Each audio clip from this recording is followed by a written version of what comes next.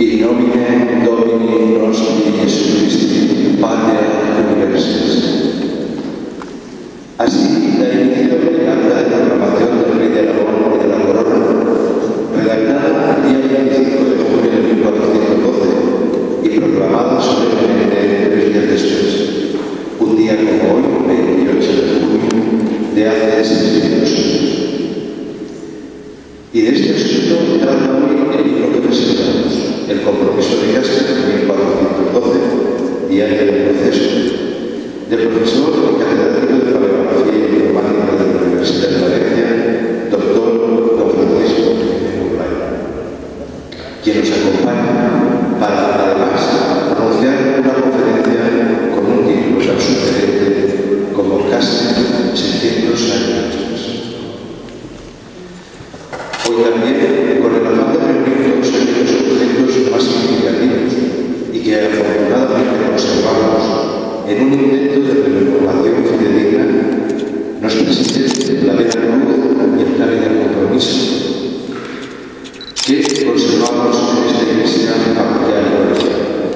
Y por una nueva generosidad de la familia Hernández, propietaria del monumento, de instituciones públicas y mecenas locales como la familia Manuel Cortés e hijos, tenemos también el acta original de proclamación de don Fernando Infante de Castilla, hijo de Juan I de Castilla y Leonor de Aragón, hermana de Martín I, e hija de Pedro IV.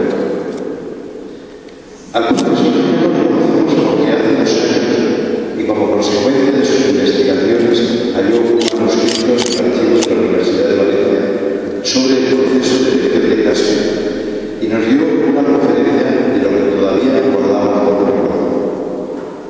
Me gustaría extenderme sobre las cualidades investigadoras, científicas y humanas del profesor, pero esto me ocuparía más tiempo del que debo dedicar a esta presentación y prefiero que sea el verdadero protagonista de este acto quien ocupe el tiempo disponible, desmenuzando el contenido del libro y explicando aquellos acontecimientos que conmemoramos. De sus cualidades científicas y investigadoras, basta decir que el libro, con casi 500 páginas, tiene más de 2.600 notas a pie de página, lo que dará idea del volumen de documentación y bibliografía manejada y la capacidad de síntesis y conclusión que pone manifiesto para la iniciación de este trabajo. De su calidad humana, además de aquellas horas que compartimos hace 2 años, he podido leer opiniones publicadas y divulgadas de personas vinculadas al ambiente académico de su universidad, en la que, por circunstancias que no llegan al caso, quienes lo conocen ponderan además de sus cualidades académicas, docentes e investigadoras, su afabilidad y bonomía, y de ello doy fe. Bene valore, profesor, y a todos ustedes que nos acompañan en este acto que para el Centro de Estudios Comarcales de Baja Aragón Caspe supone un hito de las celebraciones del 60º centenario de la Universidad de Caspe. Gracias. Gracias.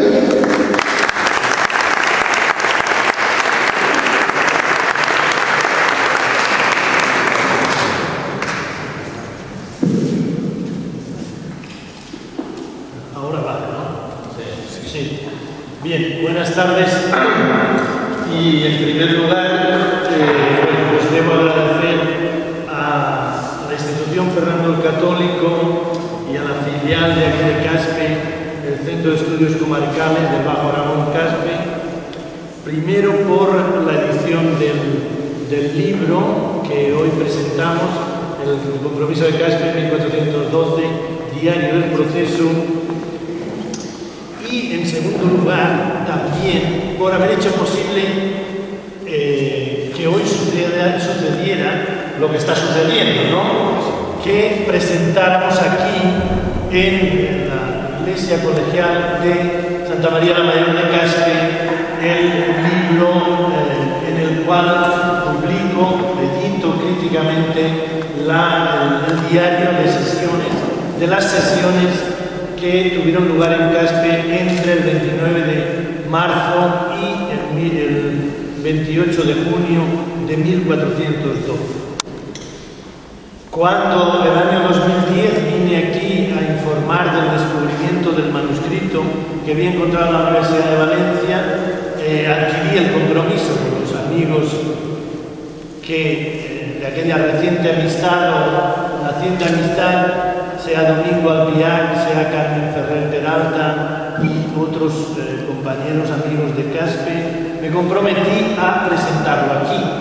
Entre otras cosas porque, bueno, pues para un historiador como yo, poder reconstruir los hechos del pasado, disponer de un relato notarial que permite reconstruir un proceso histórico y, además, llevarlo a cabo en el escenario en que tuvo lugar, acompañado de determinados elementos a los cuales ahora hago referencia, bueno, pues constituye un motivo de satisfacción, de emoción, no sé cómo queréis que lo describa, pero así lo es. Me siento plenamente satisfecho por estar aquí 600 años después que un valenciano, en mi caso, Vicente Ferrer, proclamó al rey Fernando de Antequera. Bien, además, resulta que en este acto es posible, gracias a las gestiones de los amigos de Caspe, estamos acompañados, de dos piezas singulares que también presidieron los actos de aquella mañana del 28 de junio de 1409. Me refiero, en primer lugar, al cáliz que utilizó Domingo Ram, el obispo de Huesca, para la celebración litúrgica, en la cual se insertó la publicación del nombre del rey Fernando de Antequera. Y eso sí que lo sabemos, también presidió aquella celebración litúrgica que no tuvo lugar en el crucero de esta iglesia ni en el presbiterio donde nos encontramos, sino en las puertas de la iglesia, mirando a la actual Plaza del Compromiso de Caspe. Con toda seguridad, la cruz que presidió aquella celebración litúrgica fue la Vera Cruz que también nos acompaña.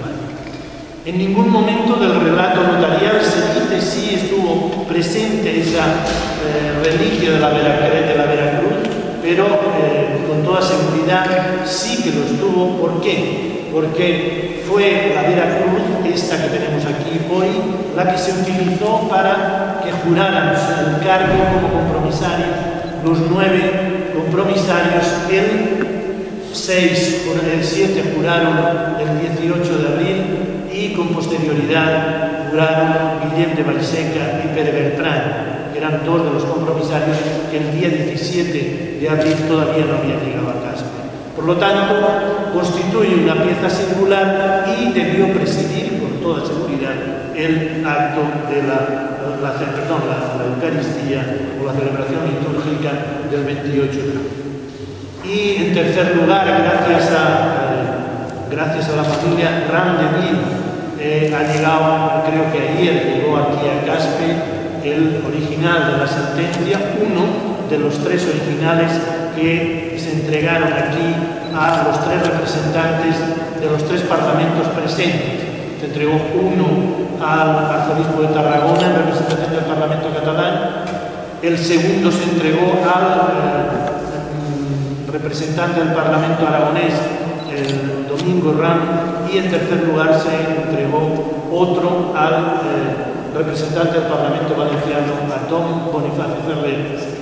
De los 3, 2 se hallan en paradero desconocido, posiblemente perdidos, o tal vez no, esperemos que no se hayan perdido, y solo conservamos un original, el de la familia Ram de Vil, heredera del obispo Domingo Ram. No sabemos si fue ese que utilizó Vicente Ferrer para leer la proclamación. Leyó uno de los 3, no sabemos, y el diario de sesiones tampoco dice cuál, da igual, el texto era el mismo. Independientemente, los 3 casos, el texto siempre se repite. Pues bien, estamos acompañados pues de todos esos símbolos que creo que son potentes, que son importantísimos a la hora de valorar lo que significó podríamos decir, la puesta en escena, la escenificación de aquella proclamación de un rey como el que iba a ser Fernando de Antequera. Solo hay un elemento que hace que las cosas sean diferentes con respecto a lo que vamos a intentar, o lo que voy a intentar recrear. Y es el día de la semana. Hoy es jueves. En 1412, el 28 de junio, no fue jueves, era un martes, y el 25 de junio, día en el que está datada la sentencia de Caspe, fue sábado. Nos preguntaremos por qué. También en 1412 fue bisiesto, y también en 1412 la Pascua fue el 3 de abril, igual que en nuestro 2012. La única diferencia de esos 2 días creo que depende de la reforma del calendario que se hizo en el siglo XVI. Excepto esa salvedad, el día de la semana, estamos pues en el lugar que corresponde. No corresponde la hora, pero no lo aconsejaban nuestros calores, que hubiésemos estado ahí de parte mañana al sol. Bien. A partir de este momento, como decía, vamos a intentar reconstruir lo que sucedió aquella mañana de 1400. Para reconstruirlo, bueno, disponemos en la actualidad de varias pinturas, como esta que tenemos aquí, de Fortuny Sophie, que todos conocéis. Podemos pasar a la siguiente, o la de Salvador Viniegra, titulada El compromiso de Caspe. Ahí conocéis con toda seguridad vosotros más pinturas de las que yo conozco que escenifiquen el compromiso de Caspe. Todas ellas muestran siempre lo mismo, muestran un escenario, la plaza, todo el dispositivo está situado justo delante de la puerta abocinada gótica de la colegiata, y la disposición de los actores principales y del público varía. Solo convendría llamar la atención en el caso de Fortuny Sophie, que es un falso histórico magnífico.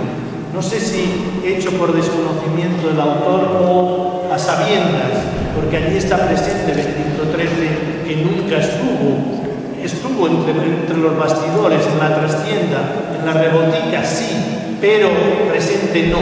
El día 28 los diarios de sesiones no describen o no mencionan la presencia de Benedicto XIII, el Papaluna. Había suficientes eclesiásticos vinculados a él, los 5 que eran miembros que eran compromisarios estaban vinculados estrechamente con él. Con cierto desdén se ha hablado de Vicente Ferrer, y ese desdén me molesta personalmente, ¿no? Cuando ayer oí en Zaragoza que dice Vicente Ferrer manipuló. No, Vicente Ferrer había sido su confesor hasta la misión de Aviñón, hasta 1398, el momento en el cual decide dedicarse a predicar.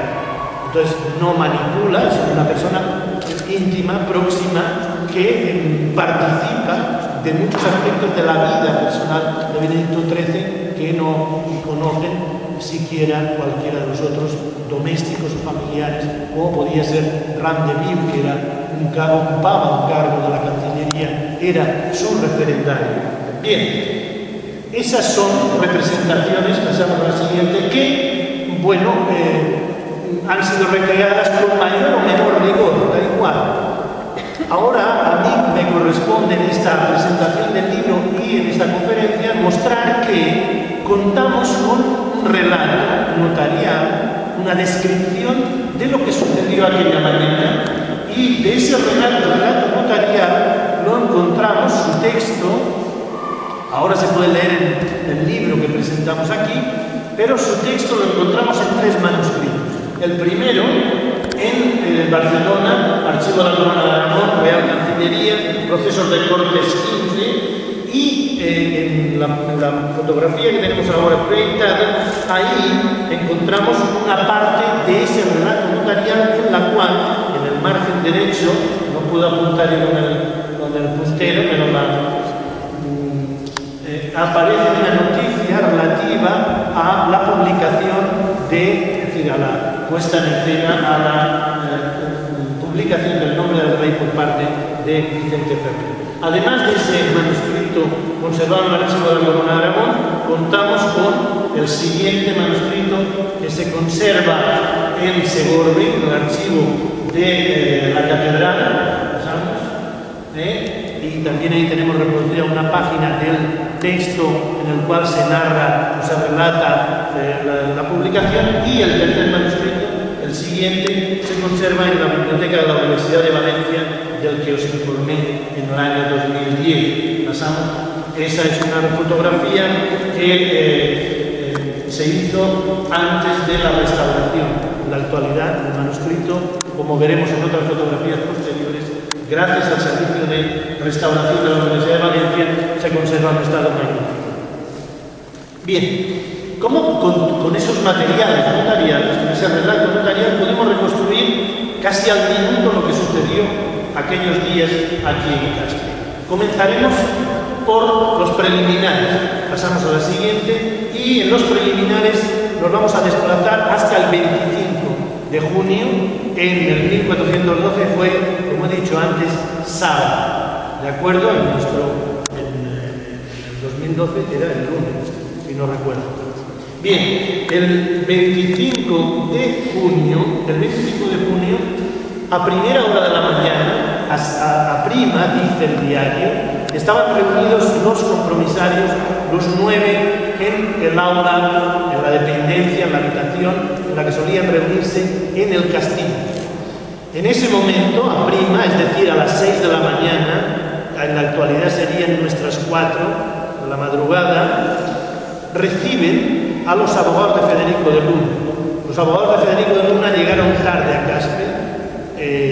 Se habla mucho sobre ese asunto. Yo creo que desde el principio Federico de Luna tenía todas las de perder por muchas razones, y una de ellas es porque no tenía dinero con qué pagar a sus abogados. Los abogados llegaron tarde, y el 25 de junio aún presentaron un cuaderno de alegaciones a los compromisarios. Inmediatamente que los abogados abandonan la sala, el arzobispo de Tarragona, que es la jerarquía eclesiástica más importante dentro del colectivo de los eclesiásticos compromisarios, anuncia que tienen voluntad de proclamar el nombre del rey, y redactan un texto que es un documento, una escritura sin validez jurídica, no tiene signaturas notariales, y el obispo Ram propone que lo lea Vicente Ferrer. El obispo Ram le hace entrega de esa escritura, y Vicente Ferrer la lee ante un público que es un público reducido, un público que está integrado por los 9 compromisarios, por los notarios y por los miembros de la guardia. Esa primera publicación del nombre del rey se hace a prima, posiblemente entre prima y tercia, en el aula del castillo.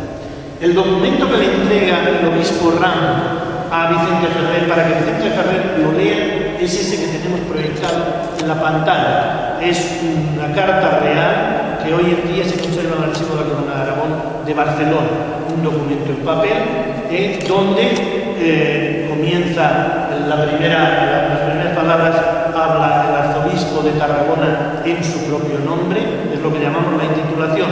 Dice: Nos Petrus Archiepiscopus Terraconi, Nos Dominicus Ram, Episcopus Ostensis, etcétera, etcétera. Pasan dos y dice: hecha la pesquisa, vista la documentación, decidimos nombrar rey a Fernando de Antequera, al infante Fernando de Castilla. Pasamos a la siguiente. El documento concluye, hay unos tachones ahí que han dado mucho que discutir, han permitido muchas discusiones a los historiadores, pero que no hace falta que entremos en ello. Ese documento, como he dicho, se elabora en el 25 de junio y se lo lee Vicente Ferrer ante todo ese público. Nos preguntaremos, nos podemos preguntar, ¿y si se hace esa publicación? Inmediatamente se pudo conocer, se conocía ya el nombre del elegido. No, tenían la obligación, los compromisarios, cuando juraban su cargo el 18 de abril, que no dirían públicamente el nombre del elegido, del candidato elegido, antes que se hiciera la publicación oficial. Es decir, antes de que estuvieran presentes los representantes de los tres parlamentos y el público que tenía que ser testigo del hecho. Entonces, los compromisarios y los testigos y los notarios, la guardia, habían prestado juramento de que no iban a defender, no debido a trascender. A esos dos testimonios escritos, pasamos a la siguiente, se le añade este documento. Si se fijan en el medio, aquí hay una palabra que está subrayada, es porque ahí el notario está indicando que se debe incorporar las dos hojas anteriores que hemos visto. Una vez que incorporamos, casamos las dos hojas primeras, las introducimos ahí, el resultado que es el acta notarial que conserva la familia Abraham de Vigo. Es decir, estos tres documentos que acabamos de ver no son otra cosa nada más que la minuta, el borrador que tuvieron en su mano los notarios y con lo cual redactaron el acta notarial que conserva la familia Abraham de Vigo y que se entregó también al arzobispo de Barcelona y al arzobispo de Tarragona, y a don Bonifacio Ferrer. ¿Qué es lo que cuentan en la primera parte de ese escrito? Los notarios ahí cuentan lo que yo les explicaba hace un momento, que el obispo de Huesca, por encargo de los compromisarios, ha entregado el documento, la carta, esa que acabamos de ver, a Vicente Ferrer, y Vicente Ferrer la ha leído en público. De ese modo, todos los compromisarios están conformes, de acuerdo con la elección, y de ese mismo modo los notarios. ¿Qué hacen los notarios a partir de ese momento? Cogen los tres pergaminos y se dedican a escribir. De los 6 que firman el acta notarial, uno es el que escribe el documento y los otros 5 actúan como testigos. Y eso informan las 6 suscripciones notariales. Cuando vean el acta, verán que hay una parte muy compacta de texto y en la parte inferior, separado por un espacio en blanco, aparecen en columna, en 3 columnas, las suscripciones de los notarios que están dando fe del acto jurídico que constituye esa acta de la sentencia. Pasamos al siguiente. Aquí vemos una fotografía de muy buena calidad, una reproducción parcial del acta de la sentencia. Esa es la parte del texto, pasamos, y aquí tenemos las reproducciones de las firmas de los notarios participantes que dan fe de la validez jurídica de este documento. Bien, eso sucede la mañana del 25 de junio. El 26 de julio el diario informa de la llegada a Caspe de algunas de las delegaciones de los parlamentos, de los representantes de los parlamentos, igual que el 27. Pero en el 27 vamos a encontrar una noticia, una información interesantísima, y es la siguiente. En el 27, el día 27 de junio, los compromisarios informan en el diario de sesiones, recuerdan algo que se había pactado en la Concordia de Alcañiz, y es que la publicación del nombre del rey formaría parte de una celebración litúrgica, una celebración eucarística, donde habría una misa, luego veremos qué tipo de misa se celebró, y habría una homilía que recaía sobre Vicente Ferrer, contra la opinión de todos aquellos que hablan de la manipulación de Vicente Ferrer. Vicente Ferrer es el mejor orador de los 9. No hay nadie que le supere. Reconocido por los grandes humanistas italianos del momento, entre ellos Lorenzo Valla, pero no solo. También el Parlamento catalán, cuando se entera que Vicente Ferrer ha sido elegido como compromisario, lo celebra y dice: es una de las personas de mayor talla moral, intelectual, de una gran ejemplaridad, y cuando predica él, todo el mundo está atento, consigue conversiones, etcétera, etcétera. Es decir, goza de un prestigio que otros pocos predicadores de la Corona de Aragón han gozado, han conseguido. Entonces, no nos debe maravillar no nos debe maravillar que sea Vicente Ferrer el que intervenga. Y por otra parte, si defiende los intereses, como se ha dicho, y es cierto, los intereses del Papa Benedicto XIII, pues ¿a quién va a encomendarse Benedicto XIII? ¿A un orador inútil? No, buscará lógicamente al mejor. Y en este caso, el mejor era Vicente Ferrer. Domingo Ramos, de nuevo, le dice: eres tú el encargado de leer la sentencia, y Vicente Ferrer, en la sesión del 27, acepta. No solo será él el que lea la sentencia, sino que además será el que pronuncie el sermón de la misa del día 28. Pasamos a la siguiente. Bien, ya hemos llegado al día 28 y es hora de tercio, casi 12, hace 12 horas, son las 9 de la noche. Pensemos que son las 9 de la mañana. Pasamos. En los compromisarios están reunidos en el aula del castillo y el arzobispo de Tarragona muestra la voluntad de publicar la sentencia.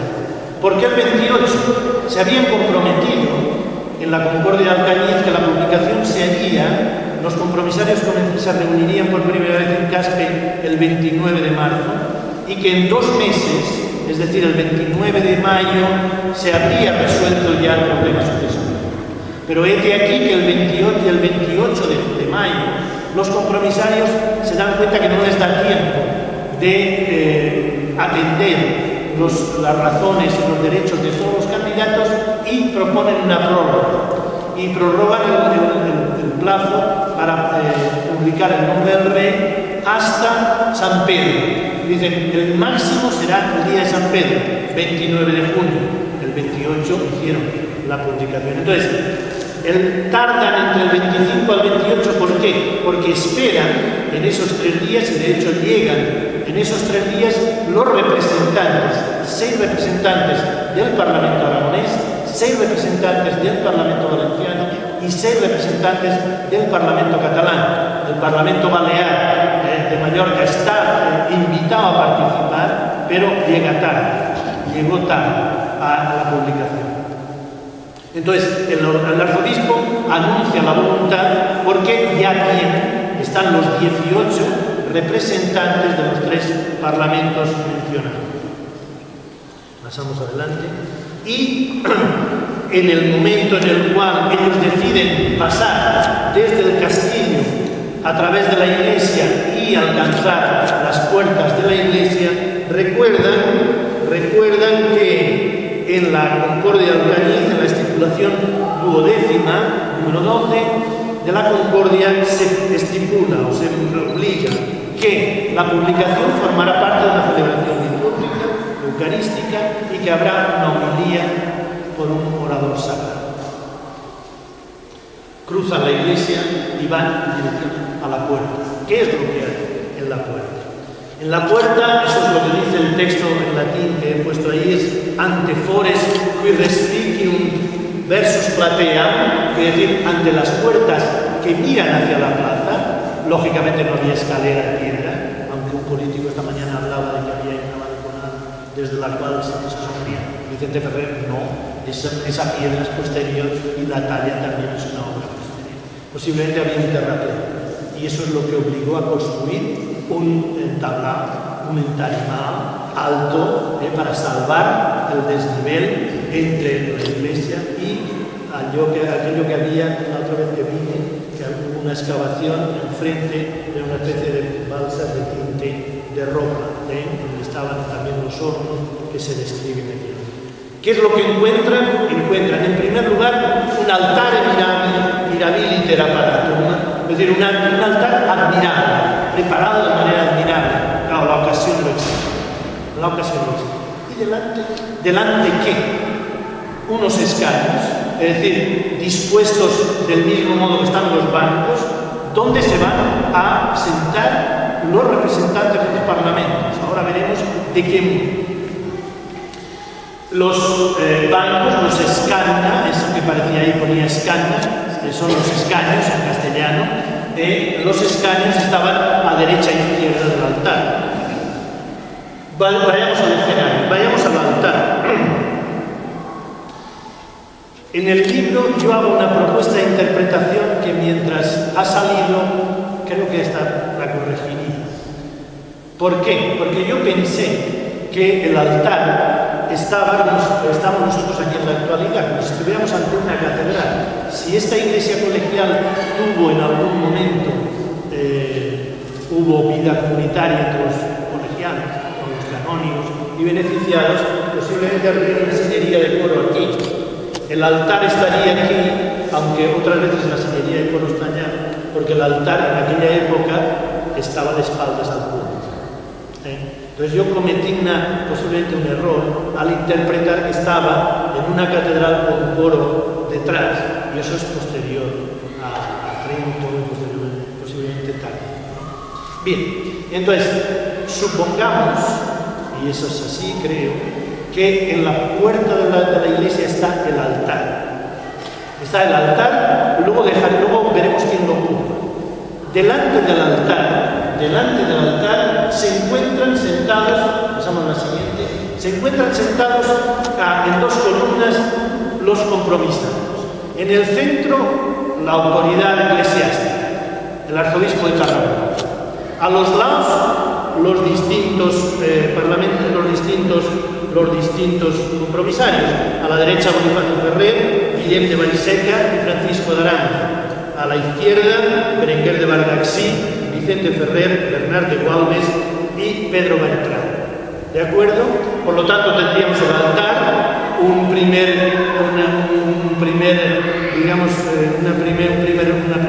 bancada, donde estarían los compromisarios, y detrás vendrían los bancos donde están sentados ustedes. A la derecha, a la izquierda, estarían los 12 representantes del Reino de Aragón y Valencia, porque son los dos reinos, y aparecen descritos de manera alternada. El RA y RV es Reino de Aragón y Reino de Valencia. Entonces aparecen 6 del Reino de Aragón y 6 del Reino de Valencia juntos en uno de los escaños. En el escaño opuesto, a la derecha, los 6 representantes del Parlamento del Principado de Cataluña. No prestamos atención a los nombres, pero todos ellos son los notabiliores, los más notables de los 3 reinos y de los 3 brazos que integran los cortes, ¿no? Fijémonos, por ejemplo, solo prestaremos atención a los 2 que inician o que principian la nómina de los catalanes: el obispo de Urgel, que es uno de los obispados más antiguos, y el obispo de Barcelona, de acuerdo a ambiente de los cortes. Bien, al concluir los 2 bancos, los 2 escaños, la guardia, que son 3, la siguiente diapositiva, la guardia, que son 3, los alcaides, dentro de una cancela, Domingo de la Naja, representando al Parlamento aragonés, Guillem Saera, representando al Parlamento de Valencia, y Ramón Fimeller, representando al Parlamento catalán. Prestemos atención, no porque yo sea valenciano, al nombre de Guillem Saera, que luego nos va a aportar una información capital. Recordémoslo simplemente. Fuera de la cancela de la verja, imaginémonos una verja al final de estas 2 hileras de bancos, fuera de la verja, los 3 capitanes de la guardia, el aragonés Martín Martínez de Marciella, Pérez Sabata y Asbert Sandrilla, catalán. Volvamos al altar, vengámonos aquí, al crucero o al presbiterio. En el presbiterio, ¿quién tenemos? Tenemos a un compromisario que va a ser el que oficie la misa, Domingo Raro, el obispo de Huesca. Importantísimo, el obispo de Huesca está revestido de pontificado, es decir, pasamos a la siguiente, como muestra esa pintura procedente del Burgo de Osma, va con mitra, báculo y capa punteada.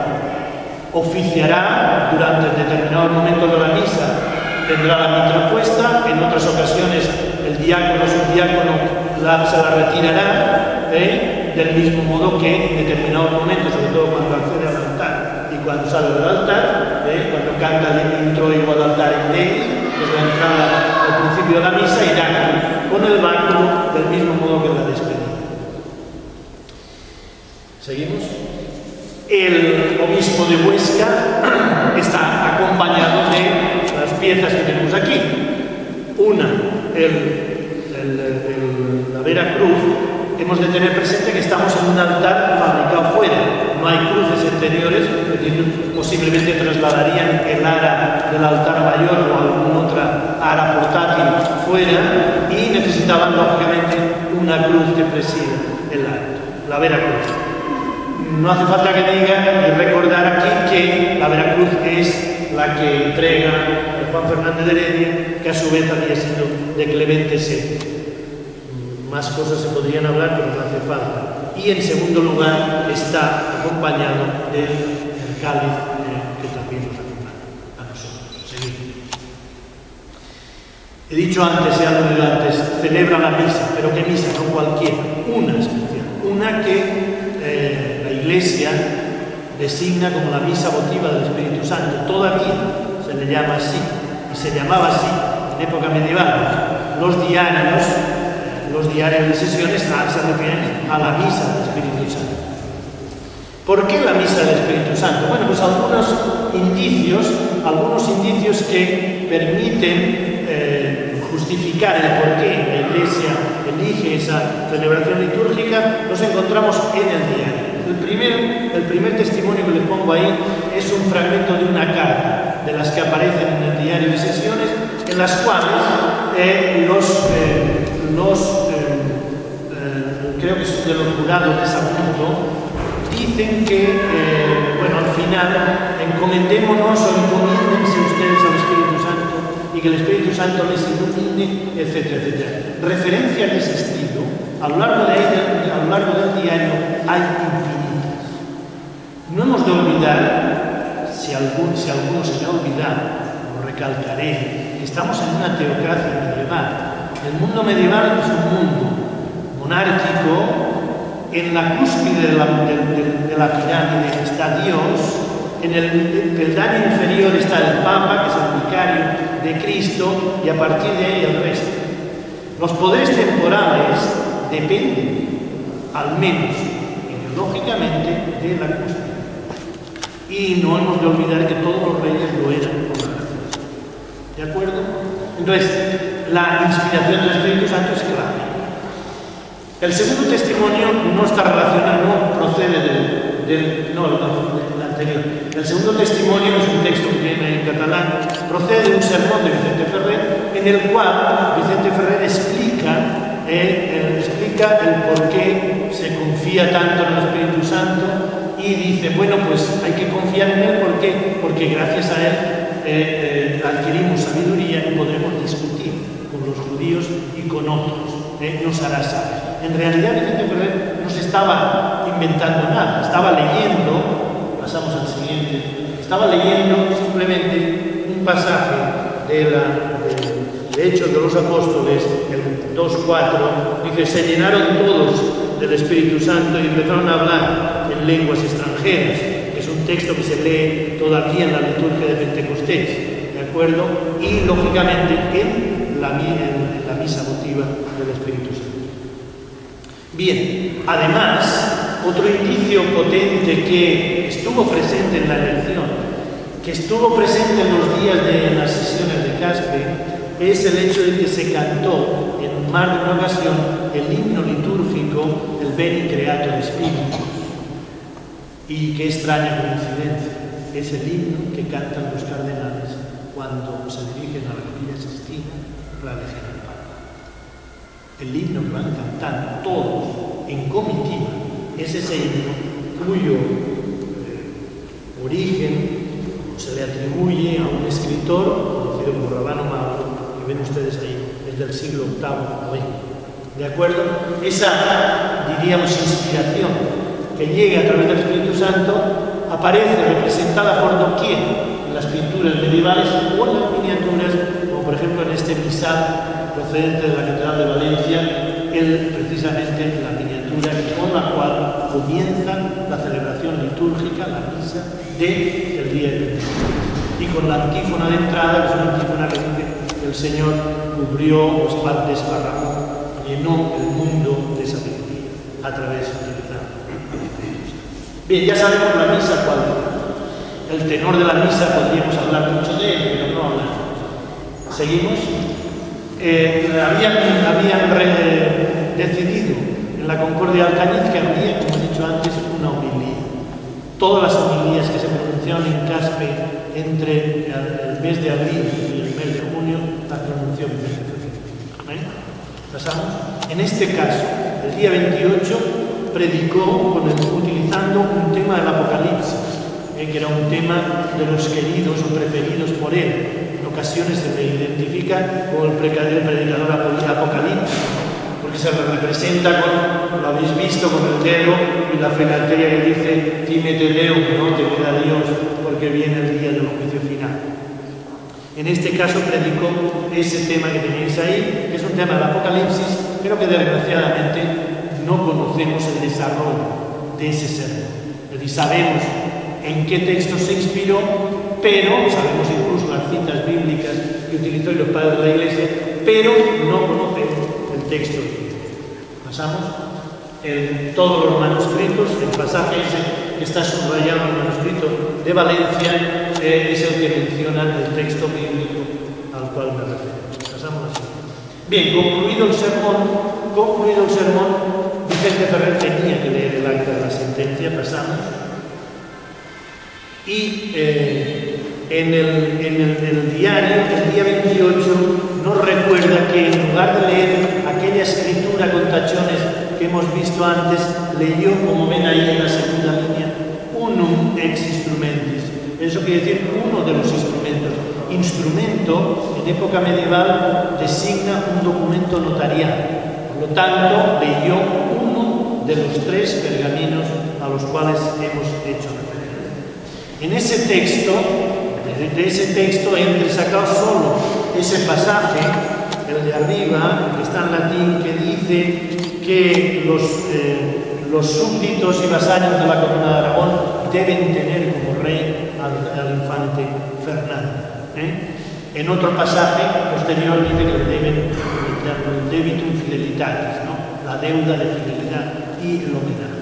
Cuenta el diario que en el momento en el cual Vicente Ferrer estaba leyendo ese pasaje, el público asistente comenzó a gritar lo que tiene Bach en catalán.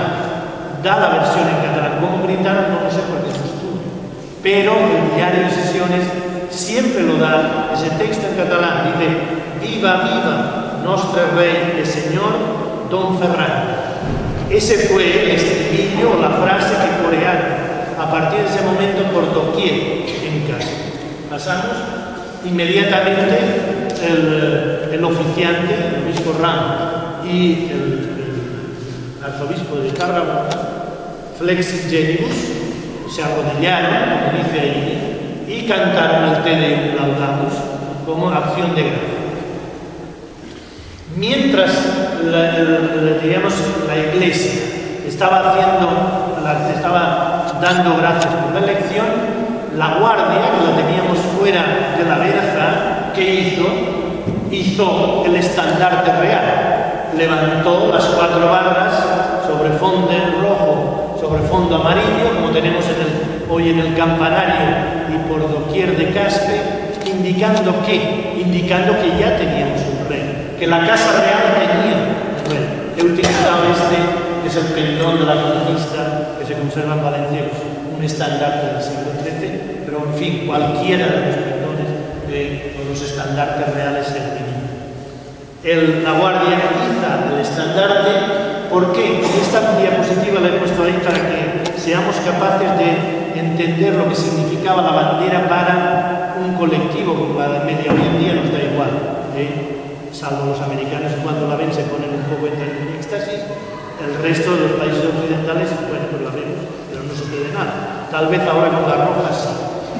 Pero en este caso, esta es una tabla pintada en Valencia a principios del siglo XV, que hoy en día se conserva en el Victorian Albert Museum de Londres, que es el retablo del centenario de la pluma. Entonces, la he puesto aquí, ¿por qué? Porque representa a Jaime I en la conquista de Valencia. Jaime I se identifica inmediatamente. Lo identificamos no porque lo digan, sino simplemente porque el caballo lleva la gualdrapa con las armas de la Casa Real, ¿no? Entonces, lo que el diario de sesiones describe como que levantaron, izaron el estandarte real, bueno, pues es un símbolo que está indicando la Casa Real ya tiene cuenta con un sucesor.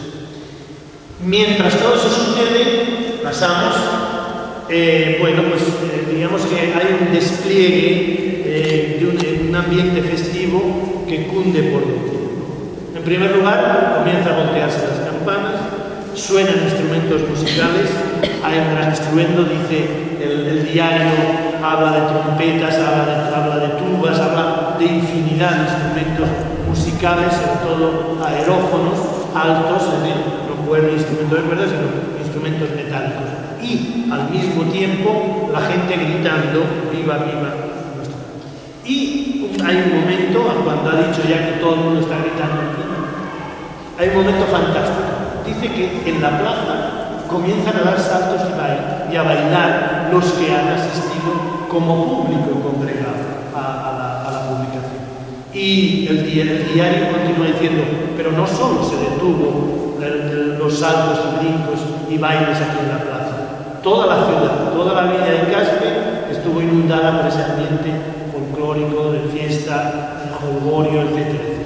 Y dice que duró durante todo el día.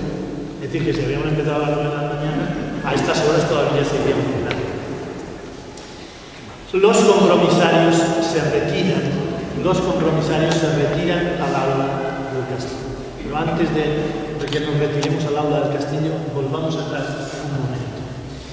Hemos visto cómo la guardia izaba la bandera. El diario de sesiones no dice nada más. Pero recuerdan que yo les he dicho, recordemos por un momento a Guillem Saer, al alcaide representante de Valencia. ¿Por qué? Porque he encontrado la carta que él envió a Valencia notificando la elección de Fernando. Y llega a Valencia 2 días después, el 30 de abril. Y describe lo que sucede aquí. Es decir, por lo tanto, tenemos la versión del diario más la versión de Guillem Saer. ¿Qué es lo que hicieron con la bandera? Bueno, pues la bandera, después de izada, posiblemente esa u otra, cualquiera, la cogieron Domingo Lanaja, que es el castellano, el alcaide aragonés, con el estandarte, acompañado de Fimeller del catalán y del valenciano, que cogen la bandera cada uno por uno de los extremos y la llevan ¿dónde? La llevan a la torre del castillo y la llevan y las colocan en los lugares más altos de la muralla de la ciudad de Caspe. ¿Con qué intención? Con la intención de hacer visible que la Casa Real ya está. Al mismo tiempo, las campanas estaban diseminando hasta Mequinenza o hasta, posiblemente hasta Pujaralodia o algún otro sitio, pasando por Olmo Negro, estaban diseminando también la noticia. Y la noticia llegaba allá donde el sonido de las campanas alcanzó. Llegó la noticia de que se había venido ya un rey. Volvemos a la reunión, los compromisarios se han retirado a sus aposentos, al aula del castillo, y en ese momento acude la guardia y acuden los alcaides. Acuden los alcaides, nos hemos ido unas cuantas diapositivas, pero no pasa nada. Acuden los alcaides y les dicen que, bueno, puesto que ya se acaba, no ha lugar de continuar siendo guardia, y renuncian a su cargo de guardia, lo hacen ante los compromisarios. Los compromisarios renuncian a la jurisdicción de la ciudad de Caspe y la entregan al obispo de Huesca, quien tiene el compromiso de devolverla al Papa Benedicto XIII y al orden de San Patricio. Acuden al aula del castillo los representantes, los 18 representantes de los 3 parlamentos, les dan las gracias por los trabajos, por el esfuerzo realizado, y aquí se interrumpe el relato notarial del diario de sesiones. Y con ello acabo mi intervención. Muchas gracias por su atención, por su paciencia y por haber hecho posible que 600 años después estemos aquí todos.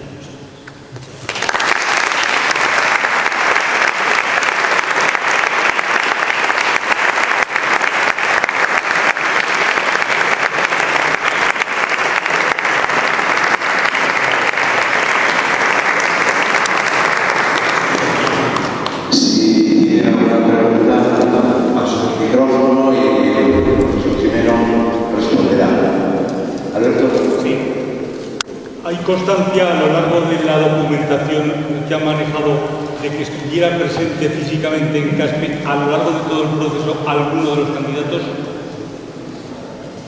No, había una limitación de acceso a Caspe. Las delegaciones podían traer un número determinado de soldados de a caballo, soldados de a pie, de équites especies, de élites, dice, pero de los aspirantes, yo creo que en ningún momento el diario alude a ellos. Solieron o representaron o defendieron sus derechos abogados, delegaciones, cuyos nombres se relacionan todos ellos. Se ha dicho que en los aledaños había en algunos lugares apostados, sea ejércitos, sea representantes de algunos de los candidatos, por ejemplo, la delegación del duque de Gandía, que es la que primero llega a Caspe,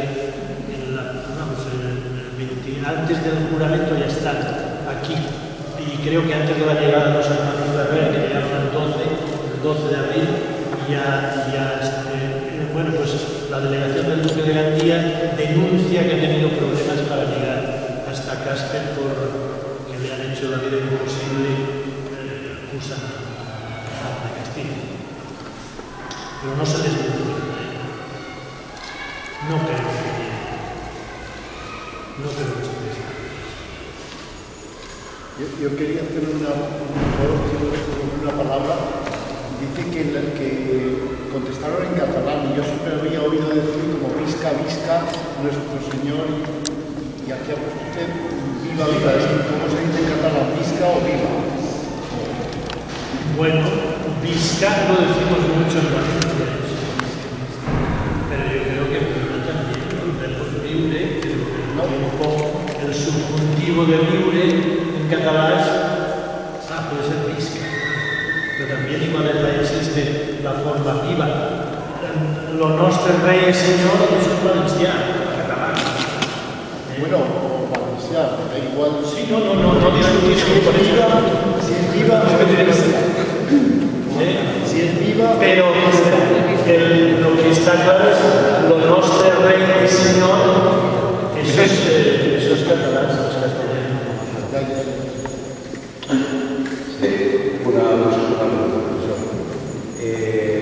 ¿Qué sabemos, dicen los diarios, de las deliberaciones, de las votaciones particulares de los parlamentarios? Tenemos muchas versiones, Turita dice unas cosas, se ha publicado, creo que a través del Códice de Segorbe, otras. ¿Qué nos? Bueno, últimamente, ayer en Zaragoza, maravilló que se está defendiendo que no hubo una votación, ¿no? Yo creo que esa es una interpretación un poco diríamos, yo creo que basada en fundamento, y me explico. ¿Por qué? Porque quienes defienden eso se basan en el acta de la sentencia. Dicen, el acta de la sentencia no refleja una votación. ¿A quién se le ocurre que un acta de la sentencia va a reflejar una votación? Eso, en un sistema social, democrático, sí, que ponemos luz y taquígrafos a todo. Pero en el mundo medieval, que no había luz y taquígrafos, vamos a informar de la votación. Cuando se reúne en un colegio cardenalicio para elegir al Papa, si en la fumata, en la primera fumata no es bianca, no nos dicen cuál es el resultado de la votación, dicen que no ha salido.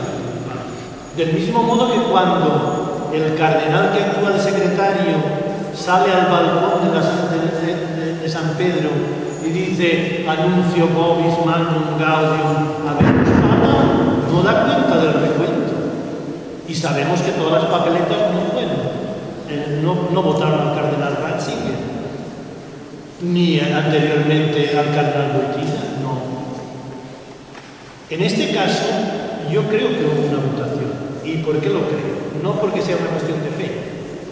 Primero, porque hay historiadores, Verbigracia y Zurita, que han defendido la existencia de la votación.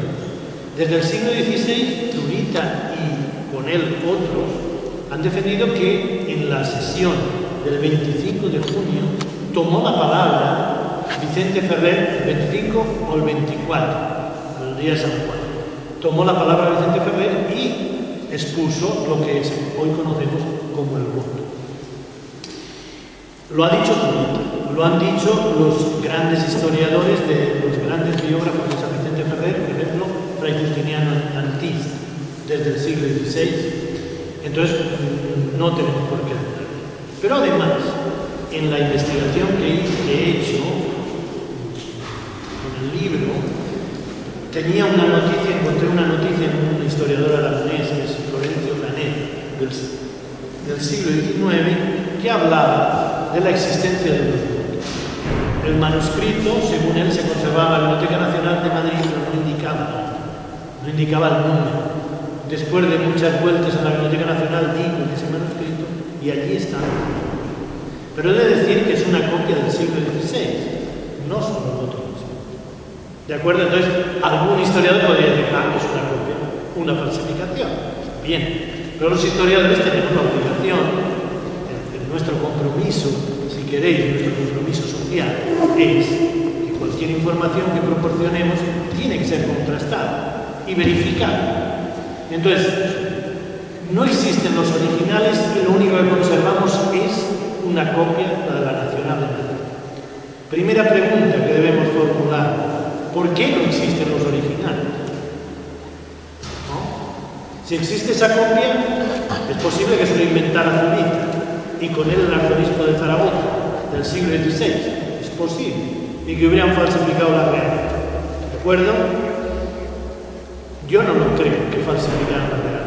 Yo creo que había unos originales. La pregunta, ¿por qué no existen los originales? Yo creo que hubo una voluntad de ocultación de los originales, del mismo modo que existe una voluntad de ocultación de las papeletas que votan los cardenales el nombre del Papa. Una ocultación, ¿por qué? Porque lo que interesa es el nombre del Papa. No interesa cómo ha salido. Si por mayoría absoluta o por unanimidad, eso es lo de menos. Y ese es un elemento que está presente en la Concordia de Alcañiz. La Concordia de Alcañiz hay un momento que se dice, una vez que se nombre al rey, todos lo aceptarán como válido, firme y único. Luego, lo que interesa es el resultado final, no el paso. Yo creo que los votos existieron y desaparecieron. La primera pregunta la hemos resuelto.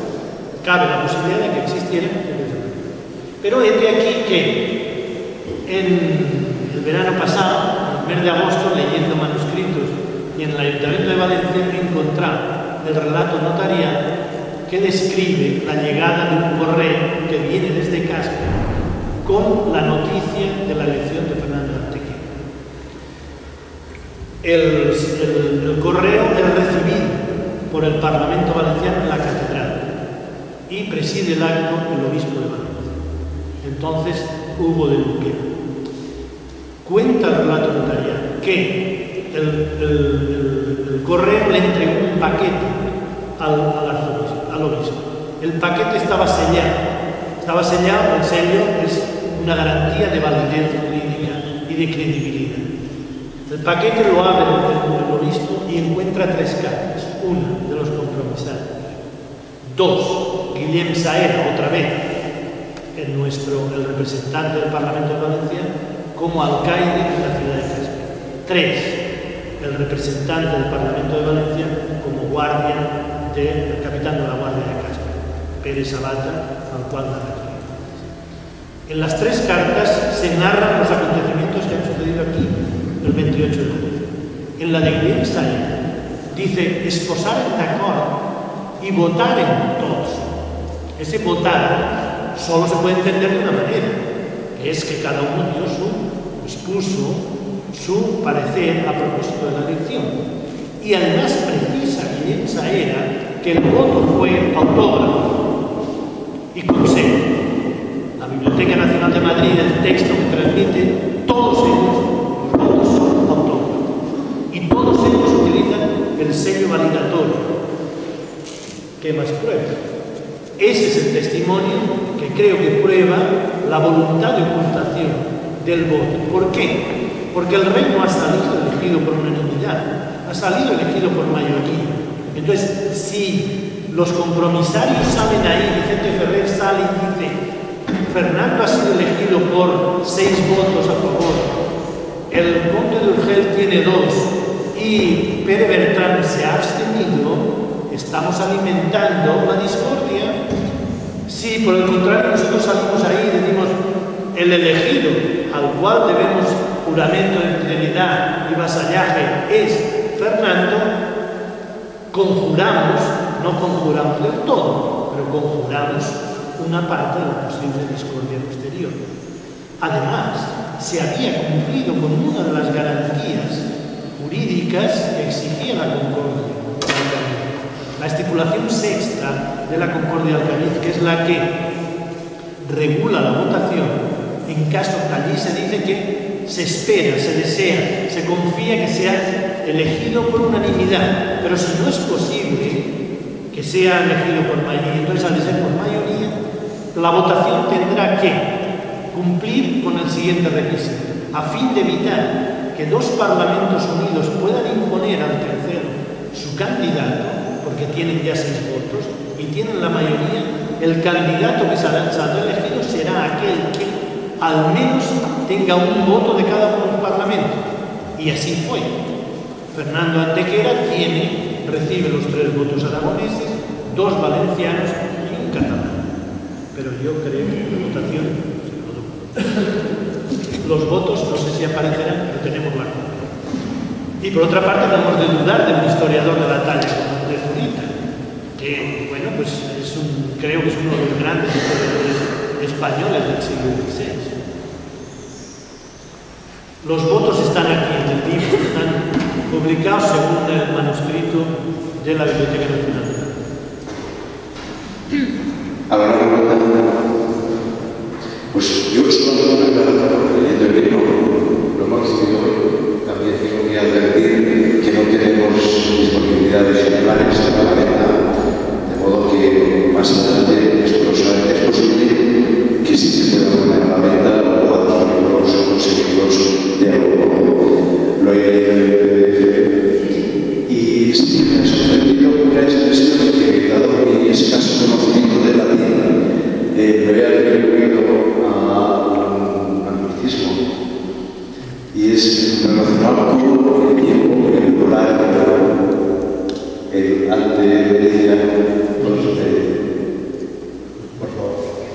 Bueno, con cierta frecuencia el diario de los compromisarios se reunían todas las mañanas, solían comenzar a la tercia, que es, siguiendo el horario litúrgico, son las 9 de la mañana aproximadamente.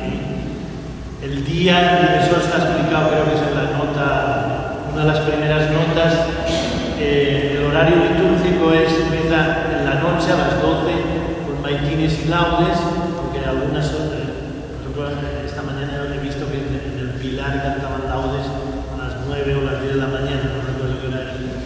En época medieval era de noche. Entonces, prima es al despuntar el alba, tercia, sexta, nona, luego vienen vísperas después de la comida y cumplidas. Entonces, los compromisarios solían reunirse por la mañana a tercia, y en ocasiones cuando el negocio lo exigía, porque había delegaciones de los candidatos y no les daba tiempo a escuchar a todos, se reunían después de comer.